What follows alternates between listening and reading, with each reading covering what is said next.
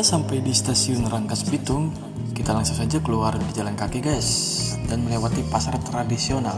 Setelah melewati pasar tradisional, kita langsung saja cari transportasi untuk menuju ke museumnya.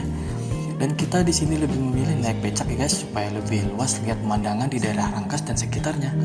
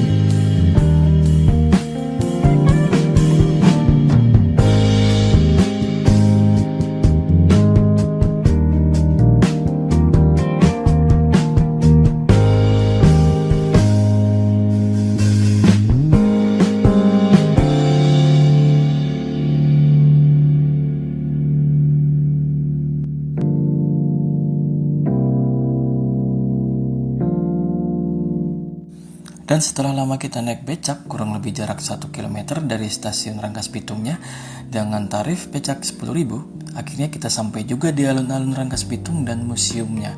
Museum ini bersebelahan dengan perpustakaan daerah Saidah dan Adinda.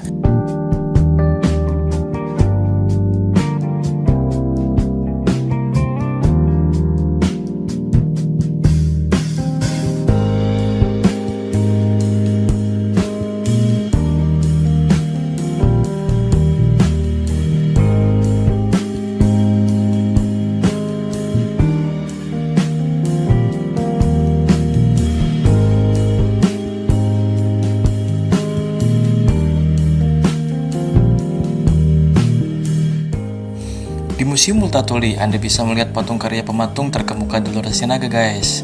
Patung tersebut adalah karya seni patung instalasi pertama di Indonesia loh, dimana pengunjung bisa berinteraksi di area berdirinya patung dan berselfie dengan karakter patung yang ada.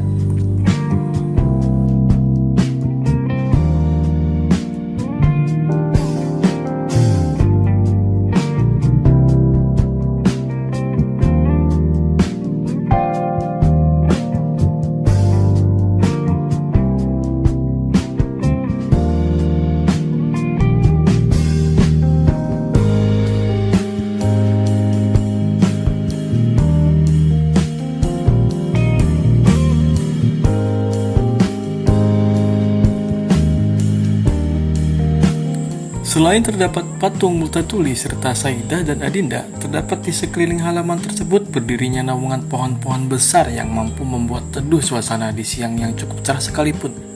Patung Multatuli berukuran paling besar, dengan posisi duduk sambil membaca buku dan berdirinya rak buku berada di sampingnya.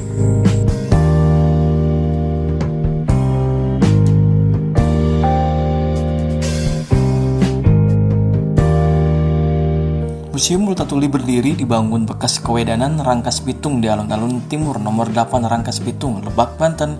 Bangunannya sangat mudah ditemui jika Anda berkunjung ke kota Rangkas Bitung. Di sisi kanan kantor bupati dan berdampingan dengan perpustakaan Saidah dan Adinda, perpustakaannya daerah terbesar di Banten loh.